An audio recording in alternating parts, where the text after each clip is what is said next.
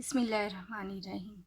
अब हमने mathematical method by SM Yusuf उसका यूनिट 2 जो बहुत इम्पॉर्टेंट है ग्रुप्स स्टार्ट किया हुआ है। इसकी एक्सरसाइज 2.1 एक्सरसाइज का क्वेश्चन नंबर 4 है कि show that this set 1 2 4 5 7 8 under multiplication modulo 9 is a group.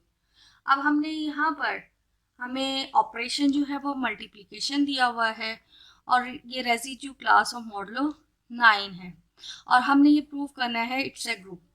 अब हम इजी है कि सबसे पहले हम इसका सिलेक्ट टेबल बना लें। अब ये जो टेबल हमने बनाना है, चूंकि ये रेजिड्यू क्लास मॉडलो 9 है, इसका टेबल इस तरह है कि जो रिमाइंडर आता है वो इसका सोल्यूशन होता है। आफ्टर मल्टीप्लिकेशन जो भी वैल्यू आएगी उसे हमने 9 पे डिवाइड करना है और जो उसका रिमाइंडर होगा वो इसका रिजल्ट होगा। जिस तरह 9 या 9 से बड़ी वैल्यू आ जाती है तो उसको हम डिवाइड करें।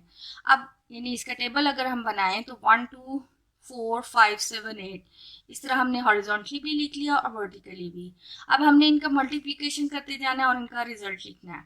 जिससे 1 1 जार 1 होता है, इसलिए 1 2 जार 2, 1 4 जार 4, 1 5 जार 5, 7 जार 7 और 8 जार 8 आ गया।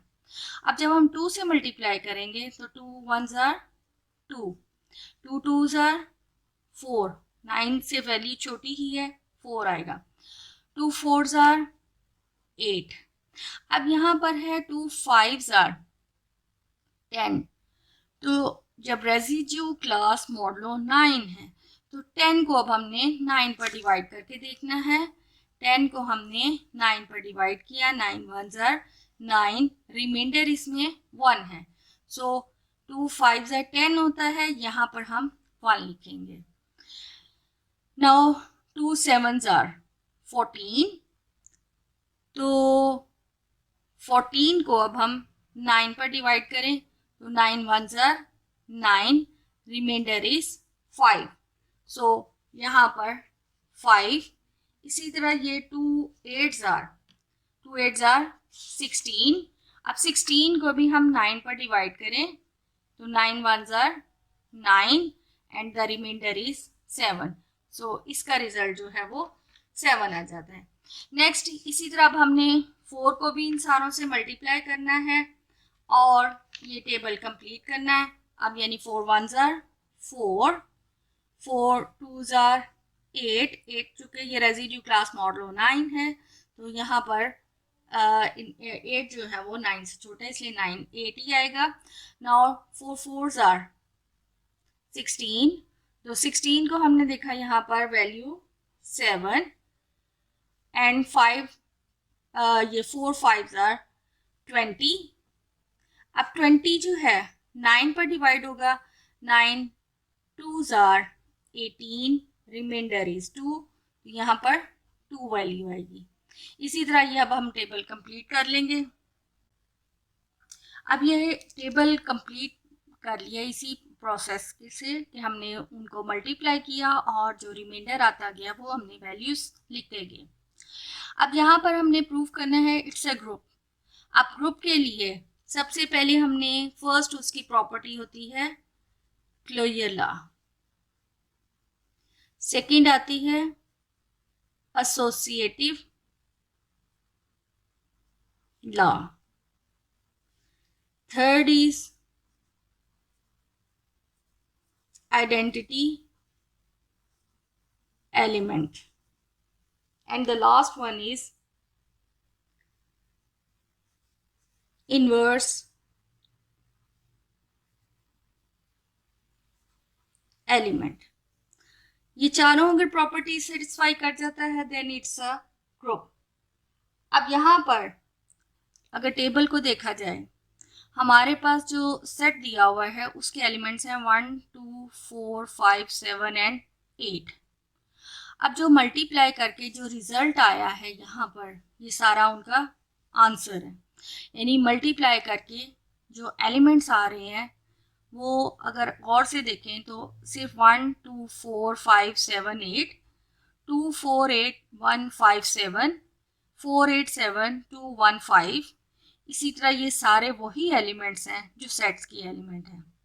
कोई इसमें ऐसा एलिमेंट नहीं है जो सेट के एलिमेंट के अलावा हो। तो क्लोजर लॉ होता ही यही है कि जो भी ऑपरेशन दिया है वो जब उसके एलिमेंट्स पर अप्लाई किया जाए तो जो रिजल्ट आए वो वापस उस एलिमेंट का ही एलिमेंट बने। तो यहाँ पर देखें कि ये इस टेबल में हमारे पास जो रिजल्ट आ रहा है या 1 है या 2 है, 4 है, 5 है, 7 है या 8 है, इसके अलावा कोई ऐसा एलिमेंट इसमें नहीं है। तो इसका मतलब है कि सेट जी हमारे पास जो रेसिड्यू क्लास मॉडलो 9 दी हुई है, it's closed, it is closed, यानी क्लोजर लॉ इसमें होल्ड कर गया। इसी तरह अगर हम कोई सी दो एलिमेंट्स ले लें, 3 एलिमेंट्स, और पहले 2 को मल्टीप्लाई करें फिर तीसरे को करें तो एसोसिएटिव लॉ भी होल्ड कर जाता है। नाउ एसोसिएटिव लॉ इस सेट में होल्ड करता है, होल्ड्स। अब नेक्स्ट है आइडेंटिटी एलिमेंट। जब ये हमने टेबल बनाया हो तो आइडेंटिटी एलिमेंट डिसाइड करना बहुत आसान है। आइडेंटिटी एलिमेंट क्या होता है कि ऐसा एलिमेंट जो जिस भी एलिमेंट के साथ मल्टीप्लाई हो या जो भी ऑपरेशन दिया है वो उस पर अप्लाई किया जाए तो उसकी आइडेंटिटी पर, यानी कि उसकी पहचान पर कोई फर्क ना पड़े। यानी पहचान मतलब कि जो एलिमेंट जैसा है वो वैसा ही रहे। तो अंडर मल्टीप्लिकेशन हमारे पास यहाँ 1 एक ऐसा एलिमेंट है कि वो जिस भी एलिमेंट के साथ मल्टीप्लाई हो रहा है वो वैसे का वैसा ही एलिमेंट आ रहा है। यानी कि अगर 1 के साथ ये 1 मल्टीप्लाई हो रहा है 1 ही आ रहा है, 2 के साथ हो रहा है तो वो 2 ही आ रहा है। इसी तरह चाहे लेफ्ट से देख लें चाहे राइट से देख लें, जब 1 इंटू 2 हमने किया तो आंसर 2 आ रहा है, 2 इंटू 1 किया तो भी आंसर 2 है। और इसी तरह जब 1 और 4 को मल्टीप्लाई किया 4 आ गया, या 4 इंटू 1 किया तो भी आंसर 4 आ रहा है। यानी 1 एक ऐसा एलिमेंट है जो तमाम एलिमेंट्स की आइडेंटिटी पर फर्क नहीं ला रहा, यानी उनको वैसे का वैसा ही एलिमेंट आ जाता है उसका रिजल्ट। सो इसका मतलब है कि 1 is the identity element.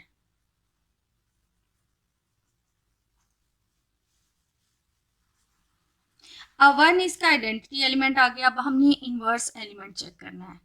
Inverse element क्या है कि ऐसे एलिमेंट को हम इन्वर्स एलिमेंट कहते हैं कि चाहे हम उसे लेफ्ट से मल्टीप्लाई करें या ऑपरेशन लगाएं या राइट से करें तो हमारे पास आइडेंटिटी एलिमेंट आ जाए।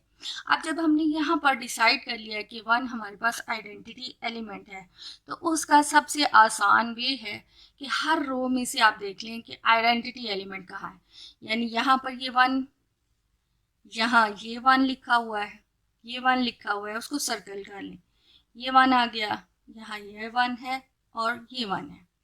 अब 1 तो हमने चूंकि आइडेंटिटी एलिमेंट कहा है तो आइडेंटिटी एलिमेंट जो है वो अपना ही इन्वर्स एलिमेंट होता है।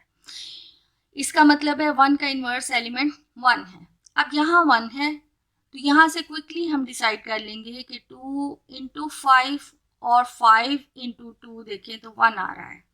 इसका मतलब है 2 का इन्वर्स 5 हो गया और 5 का इन्वर्स 2 आ गया। इसी तरह यहाँ 1 है, इट मीन्स 4 इंटू 7, यानी 4 का इन्वर्स 7 और 7 का इन्वर्स एलिमेंट जो है वो 4, यानी 4 और 7 एक दूसरे के इन्वर्स एलिमेंट है। नेक्स्ट इज 8, 8 का इन्वर्स एलिमेंट 8 ही है क्योंकि 8 into 8 is equal 1।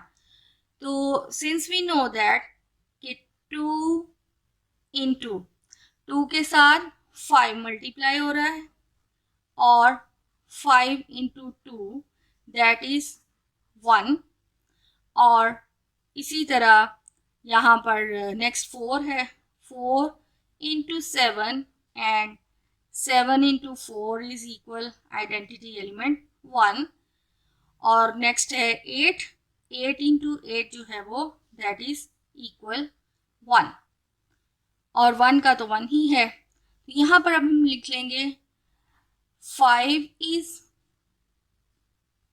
Inverse element of 2, 2 is inverse element of 5, 4 is inverse element of 7, 7 is inverse element of 4 और 8 जो है वो 8 ही है. 8 is the inverse element of 8. अब इसका मतलब है कि जितने भी इसके एलिमेंट्स हैं हर एलिमेंट का इन्वर्स एलिमेंट एग्जिस्ट करता है. सो हम यहाँ स्टेटमेंट लिख लेंगे. So the inverse element of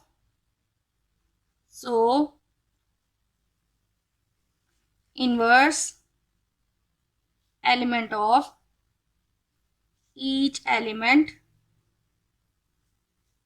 exist, hence it is a group. क्योंकि ग्रुप की ये चारों प्रॉपर्टीज इसमें मौजूद हैं इसलिए ये एक ग्रुप है. Now the question number 5, 2.1 exercise का क्वेश्चन नंबर 5 यहाँ पर है कि इज जेड और ऑपरेशन दिया हुआ नॉट अ ग्रुप. जी हमें सेट ऑफ इंटीजर्स है और वो उसमें ऑपरेशन नॉट दिया है और ये कहा है कि ये आया बताएं कि इट्स अ ग्रुप. अब ग्रुप शो करने के लिए हमें चारों प्रॉपर्टीज उसकी चेक करनी पड़ेंगी. Where not is defined by. अब ये नॉट किस तरह का ऑपरेशन है कि जब भी ये दो एलिमेंट्स के दरमियान अप्लाई होगा the result is 0 for all a b belongs to G. यानी अब हमारे पास जो भी दो एलिमेंट्स हैं उनके दरमियान अगर हम ये ऑपरेशन नॉट लगाते हैं तो उसका सोल्यूशन जो है वो 0 आता है. अब हमने बताना है कि is it a group, check करना है. तो सबसे पहले हमारे पास है क्लोजर लॉ. क्लोजर लॉ क्या होता है कि जो भी हम ऑपरेशन लगाएं जो रिजल्ट आए वो वापस इस सेट में मौजूद हो तो हम कहते हैं this set is a closed. अब चूंकि फॉर ऑल ए बी जो जी को बिलोंग करते हैं चाहे हम उनका ए नॉट बी देखें तो रिजल्ट 0 है. इसी तरह अगर हम बी नॉट ए भी देख लें तो रिजल्ट 0 है एंड 0 बिलोंग्स टू जी होता है. 0 जो है वो इंटीजर है so it is closed under जो ऑपरेशन नॉट दिया हुआ है उसके मुताबिक ये क्लोज्ड है. अब नेक्स्ट है associative law.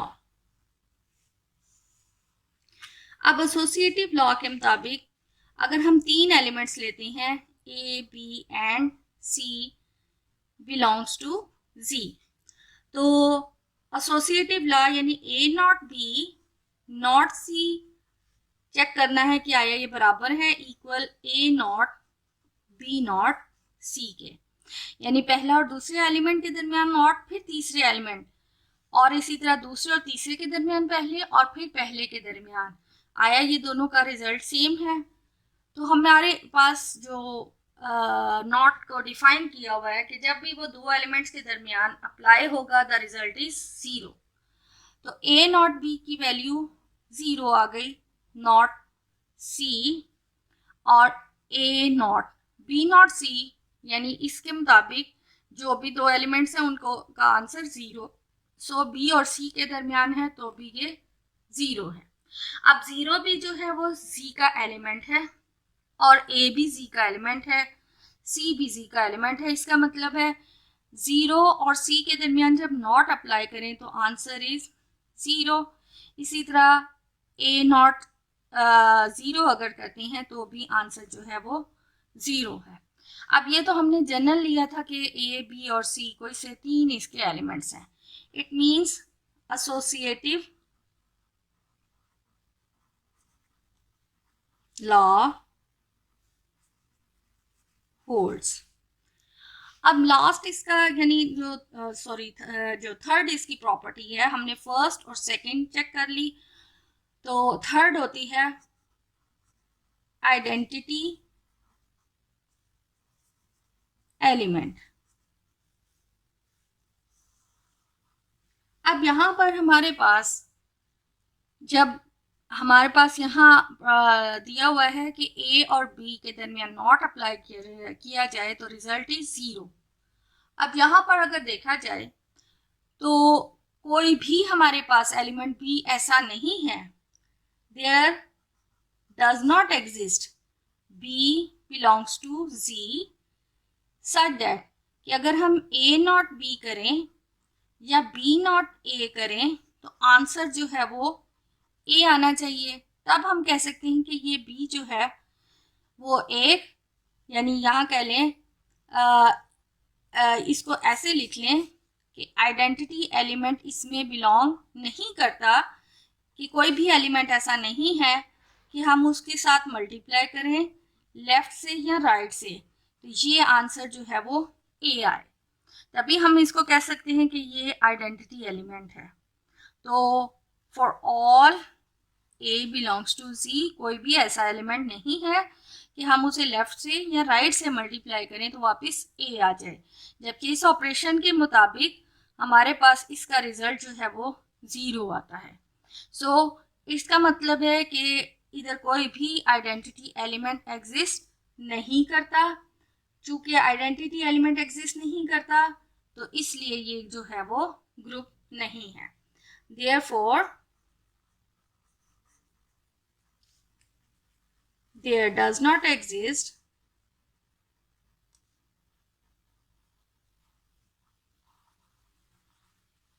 identity element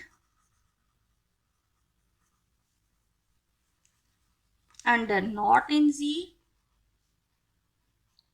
hence Z naught is not a group.